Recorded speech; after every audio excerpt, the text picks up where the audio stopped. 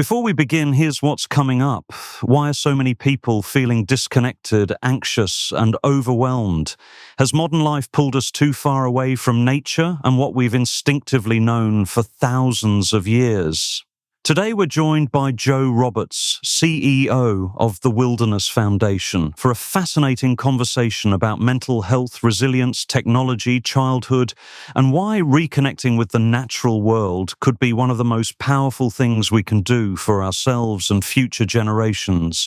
This is a conversation that might just change the way you see nature and your place within it. Welcome to the Treehouse Life podcast. Joe, welcome to the show. Well, thank you for having me. You're very welcome. So can you just begin by giving us a sense of what the Wilderness Foundation actually does today and what problems it's trying to address in the world? We were originally founded as an organisation to bring people into contact with nature. I think we live in a very busy world with, I heard something on the radio yesterday, 17% of people living in rural areas. So a real disconnect from the natural world. And that's not new. I think we were founded in 1956 originally as the Wilderness Leadership School in South Africa. And that was bringing people into contact with each other in wild spaces where their relationship with each other was of a kind of a deeper linked connectivity, whilst embedded in a natural environment. And so seeing nature and people as one together. And the only way you could do that was from experience. And so starting here in the UK, really growing the charity since 1998, it was determined to bring as many people into deeper, more meaningful contact with the natural world as possible. And we evolved from a very, very tiny start to now where we have over 8,000 beneficiaries coming into contact with nature, either through environmental education or through nature-based wilderness therapy. So the whole purpose is around addressing a loss of connectivity and to create deep meaning and understanding of actually that nature is me and I am nature. You know, we share 50% of our DNA with trees, but we don't really understand how we are all interrelated and interconnected. And so our work is done in a very simple and very creative, and bringing in that idea of storytelling and a narrative connectivity so people can start to see their place in the world. And then, of course, the dream is that once you're connected, you don't want to lose it and you'll do everything you can to support it and protect it. How lovely. And so if somebody joining your program for the first time, what can they expect? Having come to you with various challenges and issues, what do they expect from a program with you? I think we very much not a boot camp. So people will come to us, willingly. So they may have heard about us. They might have got an idea of us. I think what they don't probably know is how much of a community we create here. So, there's therapy. You go and sit in a room and you talk to somebody who is deeply listening to you and not judgmental. Here we've got nature as the extra therapist in the room. So our work is threefold. So what our clients will find is that we'll be walking in the rain, we'll be in the wind, we might be sitting in the sun, we might watch woodpeckers feeding their babies. And our therapeutic process gets interwoven into what nature presents to us, which is actually something that people aren't always expecting. But it certainly kind of rewilds people to do therapy with us because you see children running in the grass and hiding under trees. Whereas I think what they don't get here is just sitting in a more sterile room in conversation. It's creative, dynamic, responsive, and quite an alive process, which I think takes everyone a bit by surprise. But then they're also drawn into the community of the Wilderness Foundation, where they can feel a sense of belonging, which is one of the biggest things missing in the world today. It so is.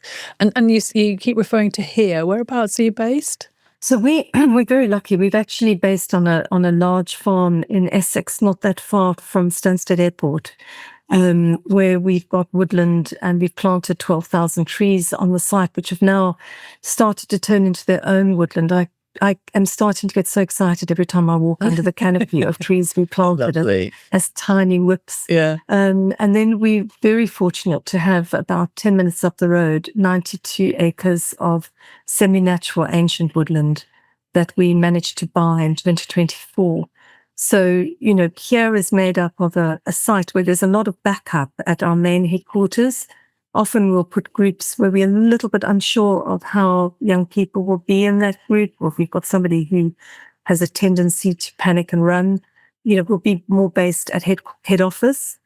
But most of our groups are now slowly moving into the woodland, where we've got space to accommodate people feeling very private and special in their own little corners. How lovely. And by the end of the program, what do you hope will change in someone? What do you hope that they will leave your program having? So I think so we run a range of programs that are all addressing some kind of social need. So I think over the years, we've been very need focused. What's going on in the world and how do we address it?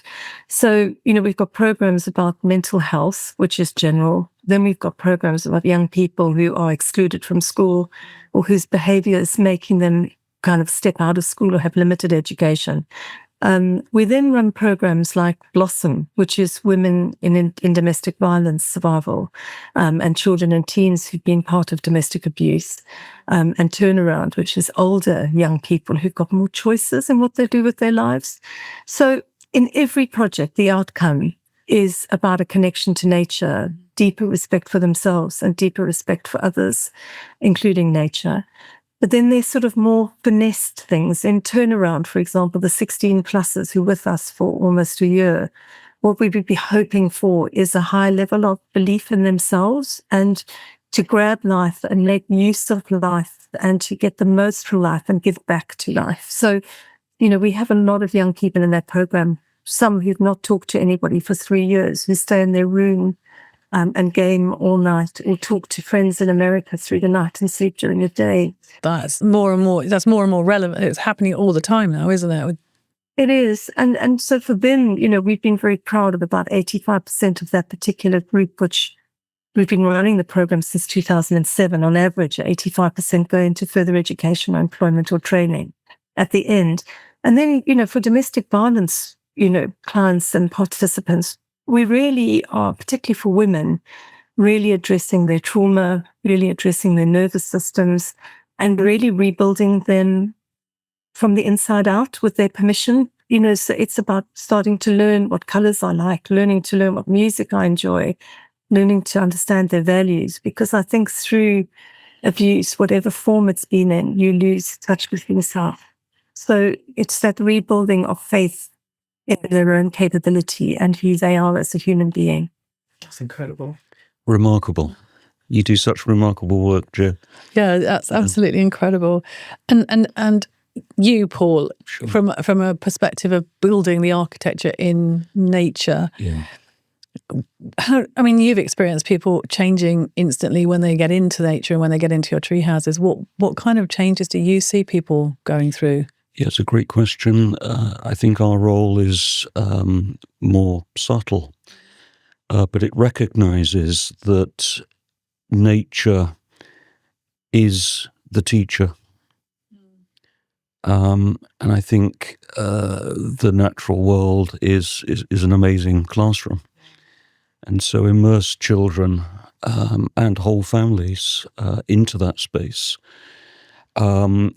They go into a space of imagination and creativity, and that allows them to connect directly with the best teacher in the world, which is nature.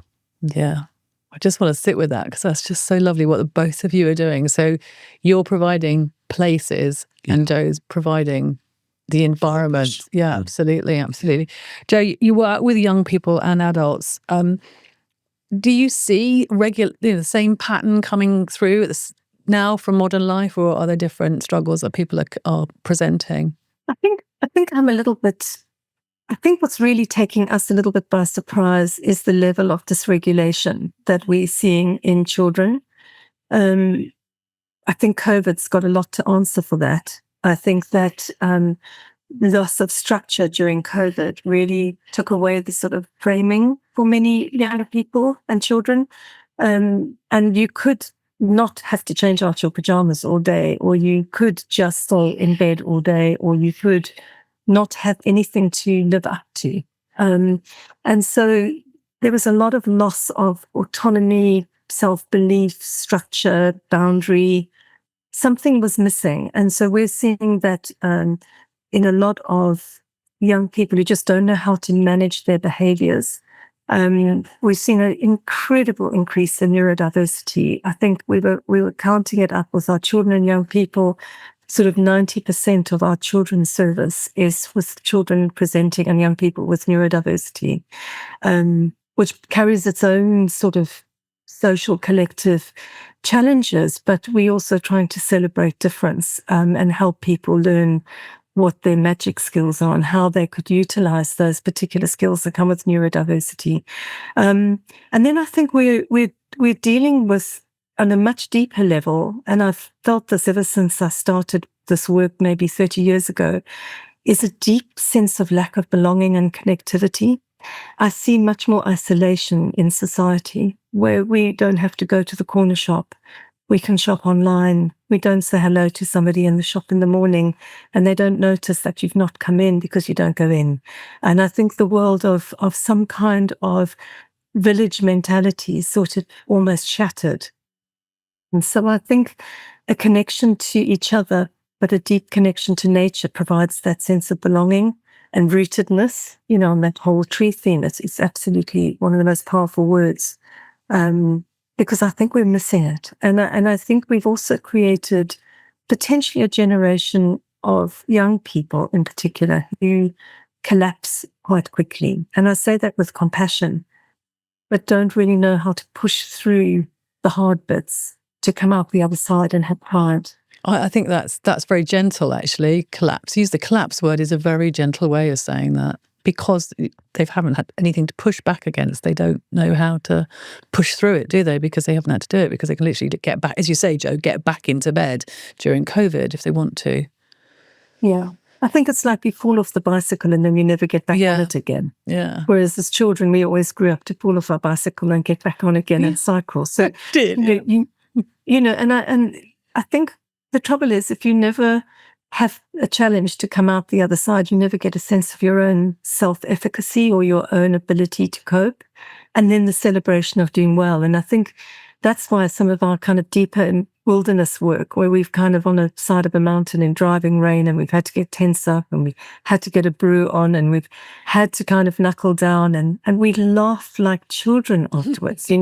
Everybody's, crying with laughter that we survived, because I don't think we know really what the difference between living and surviving is anymore. No. And what role do you think technology has in that, what we've got now? I was thinking about it because this morning there was an interesting article in the Times about technology and the cost of mental health through technology. And then, a very good little sentence at the end that said, this is rather disputed concept and it hasn't yet been proven. I think that even last night we were talking with our turnaround group, because we're heading up to the Lake District on Monday with them, and was saying, could you leave your phones behind? Is it possible that you could leave your phones behind? And some young people saying, I can't not have my phone in my pocket. It makes me very paranoid. So I can't not think I can connect with somebody or phone home, or there's something almost now that's become completely addictive about phones and technology. And it's not something that helps us. It's actually something that hinders us. So I look at young women's self-esteem and the comparatives on social media. I didn't have to deal with that. I mean, I was reading Jackie magazine. Me too. I had to say Jackie. In South Africa. Looking Jackie. Man. Yeah. We didn't have those instant comparative forces in our lives where we were constantly. And I think the other danger, just my one other point, is I think we become very fast and shallow. And I think that we have an information overload that we never really delve very deeply into. We just skim. And I love sitting on the tube watching people on their phones, because literally you are just, paging through, scrolling. So you're getting flashes of things, but you never get a deeper story. And, Paul, I love your idea of, and love of storytelling. But storytelling has a beginning, a middle, an end. It has meaning, it has purpose.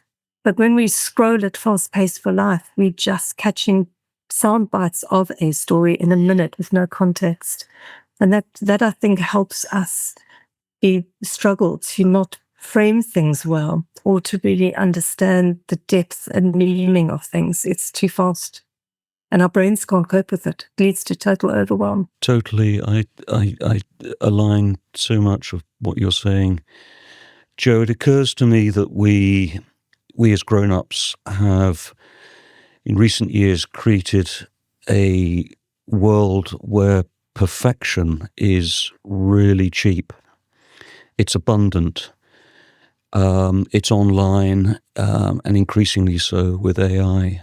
And I feel that we need to allow our children through play to be imperfect. The natural world provides a very imperfect space to discover and create stories through your own imagination and your own creativity. And I agree with you totally. We advocate what I call slow play. And in fact, I've become so focused on this word slow that I'm thinking about running a slow business and running a slow life and keeping pace with news and,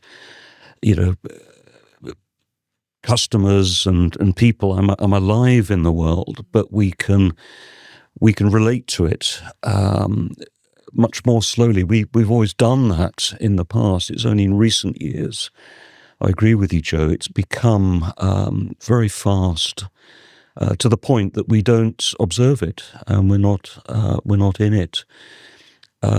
Children are fabulous storytellers, and they're the best at it. And it occurs to me that, in a classroom setting, for example, they're reading somebody else's story, whereas in nature, they can create their own story and they can be their own character within their own story, which is so powerful.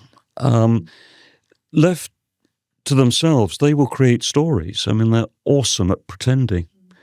As grown-ups, we lose the ability to pretend. We lose the ability, and then we get self-conscious as well. Yeah. Jo, do you find it quite transformative as well in that sort of like getting into nature and then creating your own reality as opposed to what's been pushed down you on social media and stuff like that? Do you find that transformation in people when they actually get into nature? Well, I think we get more playful. And I think, that's what Paul's talking about, is I think that while we're in nature, we've got a whole lot of factors shifting our brain around, which we're not aware of at the time. But it's, being in nature helps our brains anyway. But I think that there's something childlike in nature that I watch people's faces relax. We take a photograph of someone beginning and end of a program. People arrive with a taut face and a stressed face and the colors not in their cheeks. At the end of the day or the end of the program, there's pink cheeks, there's a brightness, there's a softening. But I think we're also very silly in our programs. So we play a lot. So, we've got adults playing hide and seek. In fact, we had one of the High Sheriffs of Essex come and visit one of our women's groups. And he ran around playing hide and seek. Well done. And everyone's giggling and laughing. But the purpose of that playfulness is when you're hiding in nature, you're actually hiding behind a tree and you're touching that tree and you're working with that tree to remain invisible. And so you're connecting with nature within that play. And the two forces together create a really happy, fulfilled space. However, there's a caveat, and every now and again I'll meet somebody where nature has been a trauma for them. And it always catches me by surprise because I was a very lonely little girl growing up in Johannesburg, right at the bottom end of the family with everybody else very outward and gone. And I played in nature. That was where my fantasy of houses and, would all kind of pile out. And so for me, nature was always my friend. But I did work when we were doing peace work in Northern Ireland. I did work with someone where nature was the place they stored their weapons. And that's how they described nature. And over time, nature then became really important to them. But at one point, nature's purpose was to store weapons. So I always have an open mind and understand what can happen to people through nature. Was it an adult who was storing weapons to use against adults? An adult who'd been through the Troubles. Was a very prolific person and very well-known person. But nature was where he stored his weapons. So how did he transform with you from nature being a place of sort of like, storing your weapons and danger?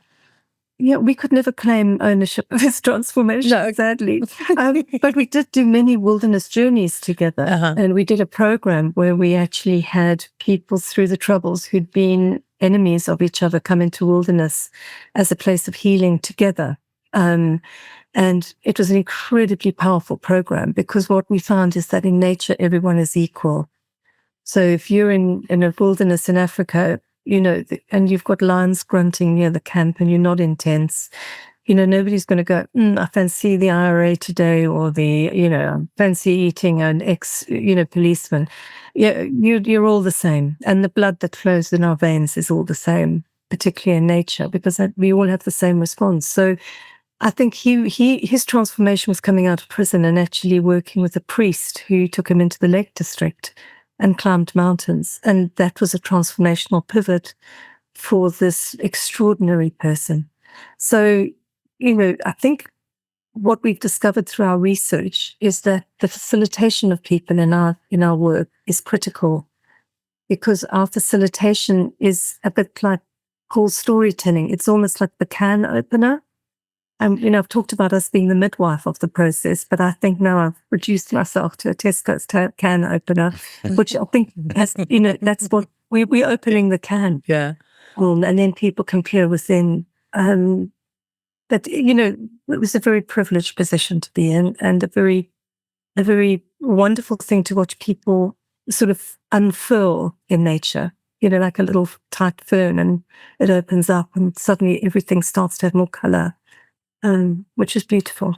There's no door to nature, is there? There are no walls, there's no ceiling. Nature is abundant. It surrounds us. I mean, the doors that we have in our lives close off and bring us inside. But, nature is the abundance and the open, raw space where we feel most natural and most in tune. And remark, which is something I noticed, is that without any tech, which is how our children are being brought up, without any tech, we are not in danger of being filmed, put out on social media and ridiculed. So we can be silly. So if nobody's got a camera and nobody's got their phone with them, it allows you to just be yourself properly without the possibility of everybody ridiculing you and being seen in public. So I think that piece is incredible, especially when you think about it. You can't do anything without somebody filming you and then taking the mickey out of you nowadays. Yeah. So in terms of your elevated builds, how do you see that marrying up with the wilderness therapy that Joe offers? Absolutely. I mean, you touched on a really important word for us, elevated play, and we're big believers in that. Play can be marvelous at any time, but for us, once you're elevated and you step up into that space, then something comes over you. You immediately discover your inner child as a grown-up, and for children, it endorses their playful, childlike storytelling. So it's really, quite a humble part that we play in providing the space for that to happen. I often think of what we create as the destination of the journey. When an idea or an aspiration is hatching in a child's mind, then running to a treehouse or a play space is where that idea or imagination can flourish. So it's the destination of their dreams, destination of their story. It's where they want to be when they're the hero of the story. Oh, it's lovely. That's lovely. And Joe, what do you think nature does for mental health and emotional resilience and emotional trauma? What is it that characteristics of being in nature does for people? Nature is metaphorical of survival. So, it's amazing when you watch a tree that's been cut, eventually you start putting its little fronds out again and kind of starting to grow. I think that mental health, as I kind of allude to, there's so much evidence now on chemicals and patterns and various things that are happening in our brains when we're in nature. So there's a calming, peaceful space. I think, going back to what Paul was talking about, the slowing down, because we slow down in nature, we cook on a fire, we smell of wood smoke, we start to get reconnected into the old worldliness of our humanity, and we start to connect with a part of ourselves that kind of gets abandoned when we're outside of nature. So there's something in the process of being reconnected with our senses that makes us much more embodied. When you look at anxiety, and we were just talking about this yesterday with a group, when you talk about anxiety, it's future projected thinking, and it's all in your head. And actually, to be able to take your anxiety and see it for what it is, but actually come back into your body, which you do in nature. Your feet are on the ground. There's electrical impulses in the ground. You are rooted back. So you lose that sense of lostness, which I think is one of the main drivers for mental health declining. But I think that, going back to also something Paul said, there's evidence now of the concept of awe and wonder. And in awe and wonder, the way that we perceive ourselves and nature starts to shift. Something big happens. We see ourselves as much smaller. We see something as bigger than us that we can look up to and revere. What it does also do is it unblocks our brains. So you find that there's a much more creative output when you're in nature because of these shifts that take place in our brains and how we perceive the world. So writing poetry, writing stories, playfulness and acting explodes out when you're in nature. And it's because you're using different parts of your brain. And it's a fantastic concept. And the way that your vision works is different. You have a much softer, what they call soft focus. When we're sitting now talking to a screen, we have what they call directed focus. When we're in nature, we've got soft fascination. It's a kind of a peripheral vision of what's going on around us, which can also help us feel more secure and more open to opportunity. But, at the end of the day, nature seems to, I don't know how it manages to, with the onslaught of what we do to nature, but nature seems to prevail. And I think that prevailing energy of nature really somehow seeps into us as well. And I think nature can also be tough. It can rain, it can be cold, it can be windy, it can be muddy. And we can get through that. Going on a bear hunt is my favorite story for adults and for children. We can't go over, we can't go under, we have to go through it. And it's that going through it that builds our sense of capacity and competence. Competence is my favorite word at the moment. It's about building competence. And when we've got that sense of competence, we are able to then know that we can look after ourselves. And just again, going back to what Paul said, was so beautiful about children and trees and people and trees. I don't know any child who doesn't want to climb trees. Oh. There's something about elevating themselves and seeing the world from Nature's climbing for him, It's why do we reinvent it? I mean, who doesn't want to climb a tree? If you see a branch and you want to climb it, that's nature giving you a dream. Yeah. 100%. It's a gift. And I love your reflection on growth, Joe, if I may mention that. I found that so powerful that if nature does its job of making us slower and making us feel smaller in a positive way, we can then see growth. If we're made to feel smaller in a positive way, then there's more opportunity for growth and direction and purpose. And nature, it appears, is giving that to us in abundance. It's a wonderful concept. It's an absolutely incredible, Yeah. isn't it? Even just talking about it today, and we are in screens, but even just talking about it, it's slowing the pace. Yeah. We're slowing the pace. So actually the actual going out and experience the pace without anything else, no tech, nothing. Right. You mentioned rain, Joe. Yeah, and resilience. Well, in the UK, you're going to have to build that up quite a lot. It's not like you're in South Africa. But I love the idea of the slowing down, moving away from tech, the feeling small, and then the opportunity for growth as well. Because of, as you say, you cut a tree down, it starts to grow. You cut a human down, if you're not careful, they won't grow. Well, a child sat in his bedroom at home may think about, I want to be an astronaut. It's more likely to be a YouTuber at the moment. But Okay. yeah. But in nature, and in my experience in a treehouse, for example, they will say, I am an astronaut.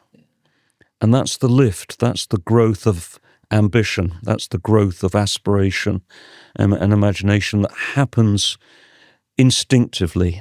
We don't have to earn it, we don't have to position it. It's in abundance, and we just need to immerse into it. So both of you, how do you think, if I was trying to encourage somebody back into nature, how should someone start reconnecting with nature if we haven't got a treehouse or we haven't got the ability to use, to play in the wilderness therapy at the moment? What would you suggest they do? Well, I think wilderness is a great word. We've used the word nature a lot, but I love Joe's expression of wilderness, because that conjures up in my mind a sense of being wild and a sense of being off track. And I remember back in COVID, I used to set this task for myself where I would deliberately pick a point on 3 words, and my challenge was to get from A to B across fences and through hedges, and and intentionally not be on a path. But if I was on a path, I might bump into someone else, and this was during COVID, and I loved that. So I think there's an opportunity in a healthy way to be wild, be playful, challenge yourself and immerse in, I think what Joe and I agree, a sense of wilderness, not just nature, but something that is wild and raw and allows you to discover one thing or 3 things or 15 things whilst you're on that walk or journey. And Joe, what do you think? How could someone create? Would they reconnect with nature? Something that really is something on my mind an awful lot as we become more urbanized. During COVID, we ran something called Vitamin N with a collection of other people to sort of address maybe the single mum in a flat in Tower Hamlets, for example. Was a group of children who couldn't get out. So we had to be really creative and think, how could we bring nature in an easy way to them? Mm-hmm. And I think one thing that came out for me is that no matter who we are and no matter where we are, we have the universe above us. And to go out at night and look up into the sky is something so huge. And that's kind of keeps us small and well positioned, because there is something wonderful about the night sky, or even satellites that you can spot from time to time, and I think, and stars, but also just to lie on your back and look up at clouds is just something, again, that is a wildness that we can't control as humans. We've tried to do cloud seeding and all sorts of clever things, but these clouds create characters and forms and shapes, and you can look out of a window wherever you live and look at clouds and let your imagination flow. But I think we started to really look at ways that you notice wildness. And even if you're walking in the middle of a highly built up space, there are weeds that stick out of the little corners of pavements. There's birds that might be singing in a bush nearby. It's about enabling people to start to notice. And I think that's the facilitation and opening up of people's minds and an ability to see and hear and feel. And we can all do that. You know, if you walk a child down a pavement in, I'm just trying to think, say I was walking down a pavement in Hackney and there'd be a garden with some flowers hanging over the wall. I mean, my little granddaughter's only one, and I would walk her from very busy Pimlico to Battersea Park. But we'd stop and I'd put her nose into the flowers, poking through a fence. That's sweet. And I would say to her, Phoebe, can you smell the flowers? Can you see them? And I'm absolutely blown away that her first spoken word is a flower. Oh, wow. And everywhere we go now, this tiny creature has a little chubby finger and points and says, flower. And, you know, if we took that child and we extrapolated that, if every parent put their children's noses into a bush and showed them beauty and smell, we never know how much we could open the mind and the opportunity. Can you imagine if all children had access to that? Yeah. Wow. That would be awesome, wouldn't it? We would have a completely different world, wouldn't we? Isn't it a shame we've made tech abundant and not focused on what's given to us? We're losing our ability to connect with nature and with each other, which is terribly sad. Thank goodness for Joe. Yes, thank goodness for you, Joe, and what you're doing. So what does belonging to nature actually mean for you personally, Joe? Well, how did you come to be doing this? And you lucky person. I think it gives me a place in the world. I think it enables me to be my very best person. I think when I'm in nature, I'm my very best person, because actually what happens is I come into the world from a deeper place of connection to others and connection. So I can be the best therapist outside because I start to work from a place that's not in my head, but from my heart. And I think it's because nature slowed me down enough to really feel and listen and connect with the person I'm working with. It's a very different process when you're coming to relationship from your heart and not just from your head. I think nature for me was my salvation as a child.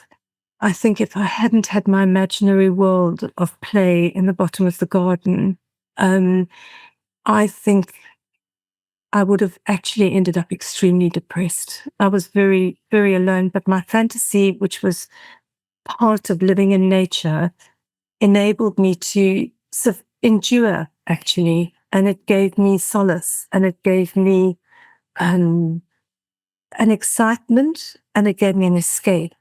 But for me, nature is about beauty, and I cannot for a second not look at nature and be filled with something so grateful of beauty.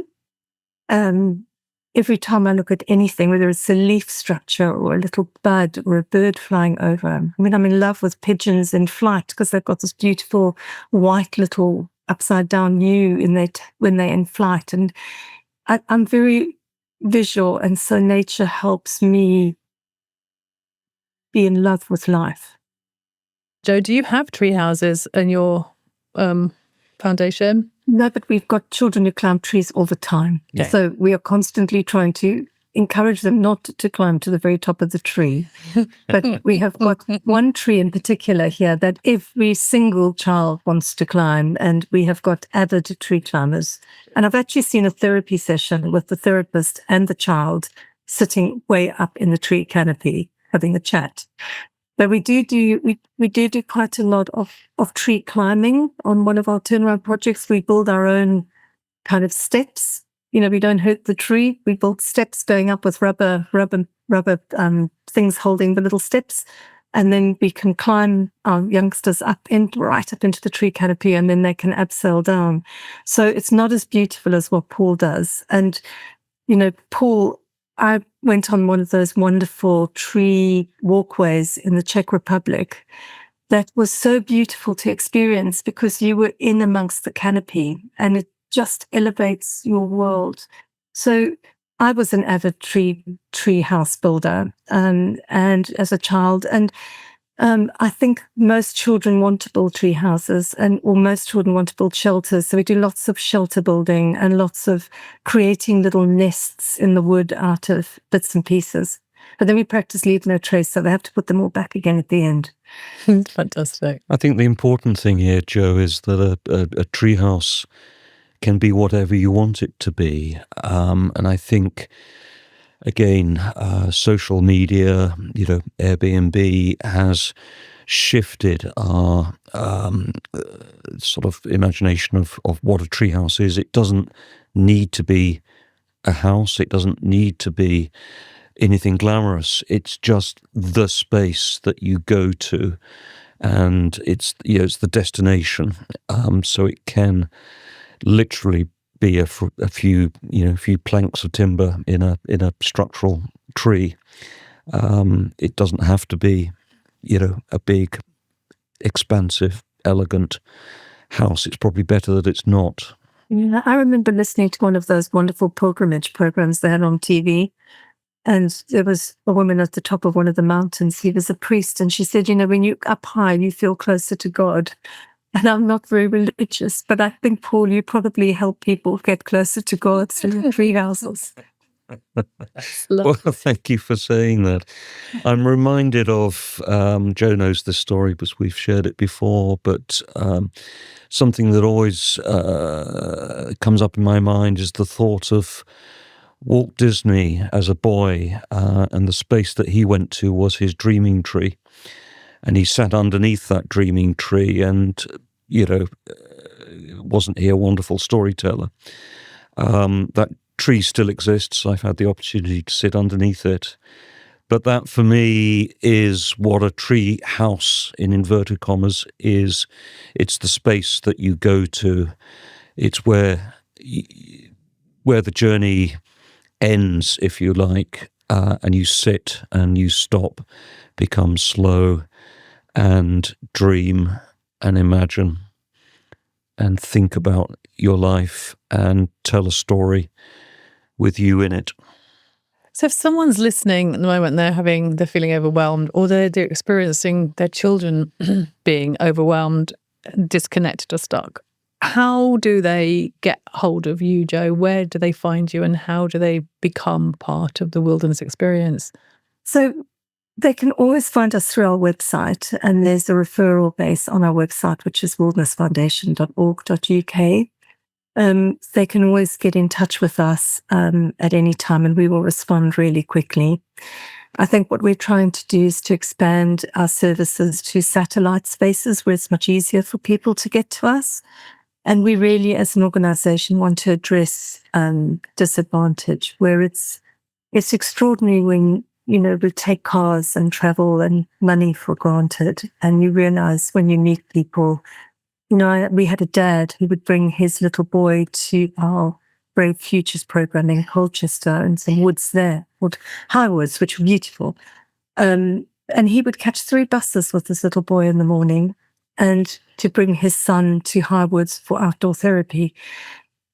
And that takes real persistence and motivation. And for many people, transport is the biggest limiting factor. So we're trying to bring our work closer to people so that doesn't hold them back.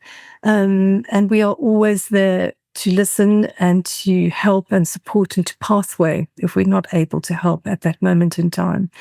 But we are open-armed here to people who are approaching us for help. Fabulous. And we'll make sure that all that information is in the show notes as well, so that people can actually contact you when they need you. Yeah. I have learned so much. And actually, both of you, thank you so much. I have slowed down. My pace has completely slowed down just being with the two of you. So I can't imagine how incredible the experience of being out in the wilderness with you, Joe, would be. Wonderful. Thank you so much for joining us. Is there anything else that we need to know about what you do? I could say one thing, and that is when we're overwhelmed, when we are feeling there's too much going on, and when we're feeling heightened, the best thing to do is go for a walk. Notice what's around you. Take note of nature, because it will transform your mood.